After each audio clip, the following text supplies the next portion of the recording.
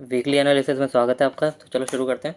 पिछले वीक हम 22,300-400 पे छोड़ के गए थे और हम इस वीकली एनालिसिस में क्या करते हैं, हम इस वीकली एनालिसिस में पहले आपको नेक्स्ट वीक क्या होने वाला है वो बताएंगे और उसके क्या कहाँ तक मार्केट जा सकता है, बैंक निफ्टी कहाँ तक जा सकता है, निफ्टी 50 ऑटो बाकी सारे कहाँ तक लेवल, और आपको लेवल देंगे वीकली मंथली डेली के लेवल्स देंगे कि क्या तक हो सकता है। मतलब कि पहले इंपॉर्टेंट चीज़ बताएंगे, फिर आपको न्यूज़ बताएंगे वर्ल्ड की पूरी क्या चल रहा है इंडिया के बारे में और वर्ल्ड में क्या क्या चल रहा है जिससे हमारे मार्केट पे इफेक्ट आ सकता है। उसके बाद हमारा तीसरा रहेगा, हम आपको चार्ट दिखाएंगे कि चार्ट्स क्या कह रहे हैं।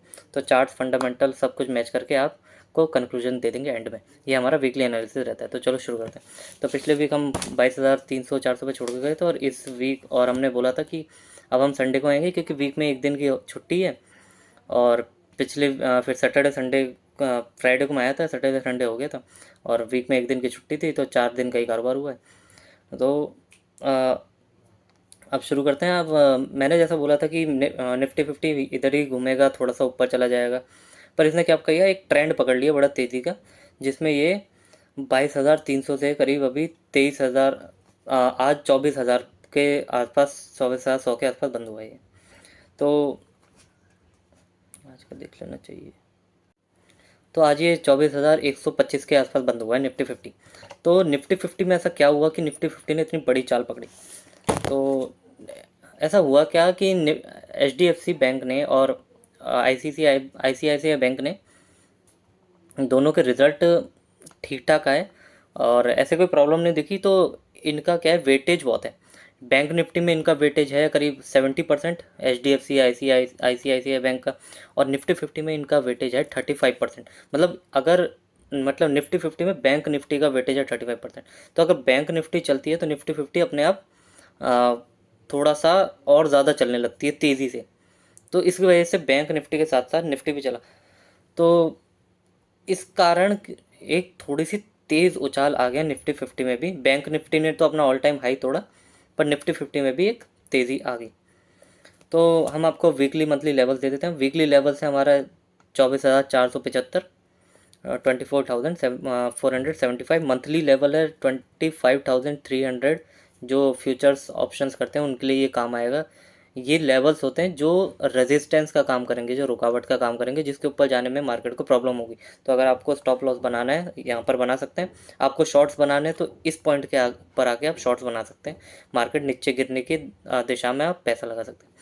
तो और हमें क्या लग रहा है नेक्स्ट वीक क्या होगा, नेक्स्ट वीक 24,100 और 24,200 तक ही मेरे हिसाब से, मतलब जो मेरे चार्ट्स बता रहे हैं वो मैंने लेवल्स निकाल के रखे हैं, उस हिसाब से ही मार्केट को चलना चाहिए नेक्स्ट वीक। 24,100, 200, ज़्यादा से ज़्यादा 250, इसके इर्द गिर्द ही रहना चाहिए और बहुत ही वॉलेटाइल होना चाहिए मार्केट। मार्केट की वॉलेटिलिटी बढ़ जाएगी, मतलब ऊपर नीचे गिरना एक ही दिन में, इंट्रा डे में ही बहुत ज़्यादा ऊपर नीचे होना, ये वॉलेटिलिटी बढ़ने का साइन दिखने लगा है। अब इंडिया विक्स आप देखो, चाहे आप वर्ल्ड के मार्केट्स को देखो, तो उससे पता लगता है। और बैंक निफ्टी का 54,000 चल रहा है और 54,500, 1000 पॉइंट और ऊपर चला जाएगा, 1000-1500 ज़्यादा से ज़्यादा। और बैंक निफ्टी का 80% ऊपर का मूव हो चुका है। जो ये छोटा सा ट्रेंड बाउंस चालू हुआ था वो 80% हो चुका है। और 80% टाइम अभी बचा है, मतलब 80% तो मूव हो चुका है पर अभी टाइम बचा है। हो सकता है ये यहाँ पर रुके ठहरे और समय ले, फिर समय के बाद ये नीचे की दिशा फिर पकड़ेगा। और FII DII का कुछ नहीं है। FII अभी भी शॉर्ट्स बना के बैठे हुए हैं, 70% शॉर्ट्स है फ्यूचर्स में। और कैश में तो अभी भी ये बाय कर रहे हैं। कैश में इन्होंने 19,000 करोड़ का माल बाय कर लिया था अभी 4 ही दिनों में। पर फ्यूचर्स और ऑप्शन में उसमें 70% अभी भी शॉर्ट्स बने रखे हैं। लॉन्ग में कुछ ज़्यादा कुछ है नहीं। अब शुरू करते हैं न्यूज़। न्यूज़ पर आते हैं। वर्ल्ड की न्यूज़ हमें क्या दिख रही है वर्ल्ड की न्यूज़ में। हाँ, हमने कहा था कि अप्रैल में हमें लग रहा है बाउंस आएगा, जो कि 17 मार्च को ही चालू हो गया था। तो मैंने कहा था जो ये बाउंस 17 मार्च को आया है, ये हो सकता है ये अप्रैल वाला बाउंस जो आना था वो 17 मार्च को ही आ गया है। पर क्योंकि ट्रम्प वो तो 3 अप्रैल को ख़त्म हो गया। 17 मार्च को जो ट्रेंड चालू हुआ था ऊपर की दिशा में, वो 3 अप्रैल को ख़त्म हो गया। पर ये 3 अप्रैल के बाद एक पॉजिटिव न्यूज़ आई। पहले तो बुरी न्यूज़ आई, फिर ट्रम्प ने और नेगोशिएशन वेगोशिएशन सबके बातें करी और टैरिफ सारे देशों से घटा के पहले तो 26% करते, फिर 10% बेसलाइन कर दिए। उसकी वजह से पॉजिटिव न्यूज़ की वजह से एक ओवर सोल्ड के जोन से थोड़ा सा बाउंस आ गया। और जो ज़्यादा बाउंस आया उम्मीद से वो बैंक निफ्टी की वजह से आया। तो अब हम न्यूज़ शुरू कर देते हैं। No participation. साउथ अफ्रीका ने अब कह दिया कि हम ऑयल का और प्रोडक्शन नहीं बढ़ाएंगे। यूएसए की तरफ से भी प्रेशर आ रहा है। तो सऊदी अरेबिया अभी थोड़ा ऑयल का दाम वैसे ही रखेगा, हो सकता है इसकी वजह से ऑयल ऑयल के दामों पर प्रेशर बढ़ सकता है। दूसरी न्यूज़ है कि यूएस ट्रम्प कह रहे हैं कि यूएस के फेड का टर्मिनेशन हम अभी नहीं करेंगे, तुम इसलिए अभी रेट कम करो। मतलब यूएस के फेड को धमकी दे रहे हैं एक तरीके से कि तुम अपने रेट्स को कम करो। और टर्मिनेशन शब्द का इस्तेमाल कर रहे हैं उनकी अपनी स्पीच में। मतलब उनको डरा रहे हैं कि हम तुम्हें टर्मिनेट नहीं कर रहे हैं, वरना टर्मिनेट कर देंगे। तुम अपने रेट्स को घटाओ ताकि यूएस की इकोनॉमी चले, चाइना से तेज़ चले, दुनिया से तेज़ चले। और तीसरी न्यूज़ है Chinese ban on ships dock. China ने अपने जो भी बोइंग्स और जो भी शिप्स है उनको डॉक करने के लिए और यूएस पे रुकने के लिए और अपना माल देने के लिए मना कर दिया। बिल्कुल ही उस दिशा में भी जाएंगे नहीं है बिल्कुल भी। मतलब ये लड़ाई बिल्कुल आमने सामने की चल रही है, चाइना और यूएसए में बिल्कुल हाथी हाथी लड़ रहे हैं। और देखते हैं अब इस नुकसान तो यूएस को भी होगा। US tariff all country. US ने सारे देशों पे टैरिफ जो बेस लाइन है 10% लगाया है और धमकी दी है कि 90 दिन बाद, अभी 5-7 अप्रैल को न्यूज़ आई थी कि 90 दिन बाद हम फिर से देखेंगे टैरिफ किस पे लगाना है किस पे नहीं लगाना, 10% से ऊपर। तो ये जो 10% से ऊपर वाला ये है कि चाइना अपना माल वियतनाम के थ्रू, बांग्लादेश के थ्रू घुमा फिरा के यूरोप के थ्रू यूएसए में बेच देगा, तो बात तो वही हो जाएगी। यूएसए तो फिर भी लॉस में ही रहेगा। तो इसलिए यूएसए ने क्या किया है, जहाँ से माल आएगा घूम फिर के भी आएगा, उन देशों पे भी एक्स्ट्रा टैरिफ ये लगाएगा, उन देशों पे भी एक्स्ट्रा टैरिफ यूएसए लगाएगा। इसलिए यूएसए ने अभी 90 दिन का पॉज दिया है और देखने के लिए कि कौन उसकी तरफ है कौन उसकी तरफ नहीं है, कहीं पीछे से माल तो नहीं बेच रहा वो सब। और यूक्रेन रशिया रशिया ने कहा है कि रशिया ने यूएसए से कहा है कि वॉर पीस को जल्दी वो पीस डील को जल्दी करो, वरना हम ये पीस डील को मानेंगे नहीं बाद में। आपके पास अभी समय है, कुछ ही दिनों में अगर आप डील को क्लोज करते हैं तो ठीक है, वरना हम यूक्रेन पे फिर से वैसे ही हमला चालू कर देंगे। और यूक्रेन ने और रशिया ने अभी 40 घंटे का पीस मतलब शांति प्रस्ताव किया है कि 40 घंटे तक हम वॉर नहीं करेंगे। ये भी बेचारे थक गए हैं, 3 साल से वॉर कर रहे हैं। और कनाडा कनाडा की न्यूज़ आई है, कनाडा ने भी वही चालू हो गया देशभक्ति। कनाडा ने भी बोला कि अब हम अपना माल अब अपना ही माल खरीदेंगे और देश में बैनर लगा दिए पूरी तरफ कि buy Canada only, made in Canada, made in सब कुछ कनाडा का ही खरीदो, बाहर का माल नहीं खरीदना। और जापान की इन्फ्लेशन आई है 3.6 बढ़ गई है, बढ़ के 3.6 हो गई है। 3.6 जापान के लिए एक अच्छी न्यूज़ है, क्योंकि इन्फ्लेशन का मतलब है ग्रोथ है, माल बिक रहा है तभी तो महंगा हो रहा है, माल ज़्यादा बिकने पे ही महंगा होता है। तो इन्फ्लेशन 3.6 होना जापान के लिए एक अच्छी खबर है। और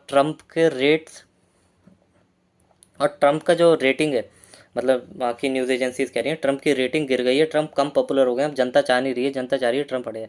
तो ये बात ट्रम्प को भी पता थी, ट्रम्प ऐसा थोड़ी है, ट्रम्प को पता थी कि मैं आऊँगा और अमेरिका को ग्रेट करने के लिए पूरा ऑपरेशन करूँगा, टैरिफ्स गिराऊँगा, तो ये सब तो होगा ही, रेटिंग तो गिरेगी, लोगों को पसंद थोड़ी आएगा कि हर तरफ महंगाई हो ये सब हो। और इंडिया में एफडी के रेट, मैक्सिमम एफडी के रेट इंडिया में 7.10% हो चुके हैं। मतलब अब इन्होंने एफडी के रेट भी इतने कम कर दिए हैं, मैक्सिमम भी 7.11 तक पहुंच गया। मतलब कोई माल अपना मतलब बैंक में रखेगा ही नहीं, लोग बोलेंगे एसआईपी कर लें, म्यूचुअल फंड में लगा लें। बैंक में लगाने का क्या फ़ायदा फिर, बैंक में रखने का क्या फ़ायदा फिर। बैंक में क्रंचेस चालू होंगे, बैंक से पैसा निकालेंगे लोग, म्यूचुअल फंड में लगाएंगे, एसआईपी में लगाएंगे। और कुछ तो कह रहे हैं बॉटम बन गया है, तो हो सकता है मार्केट में डायरेक्ट ही लगा दें। India US trade deal India US trade deal चल रही है, काफ़ी समय से चल रही है, 2-3 महीने से चल रही है वैसे तो, पर अभी ये कुछ ज़ोरों शोरों में आ गई है और अभी इसे क्लोज़ करने वाले हैं। मतलब कि कितना टैरिफ है वैरिफ नहीं है, इंडिया बिल्कुल यूएस के साथ नेगोशिएट कर रहा है। जेफरी इंडिया ओवरबॉट ना ताइवान। जेफरी ने जेफरी को आप जानते होंगे, जेफरी अपना इन्वेस्टमेंट बैंकर है, पूरी दुनिया में लगाते हैं अपना पैसा। तो इन्होंने इंडिया को ओवरबॉट रखा है, मतलब इंडिया में ये अपना ज़्यादा पैसा लगाएंगे और ताइवान से पैसा निकाल के इंडिया में लगाने शुरू करेंगे। मतलब पूरी तरीके से नहीं, ताइवान को इन्होंने थोड़ा सा पैसा रख दिया रेटिंग में, नीचे कर दिया और इंडिया को ऊपर कर दिया, तो इंडिया में अब ज़्यादा पैसा आएगा।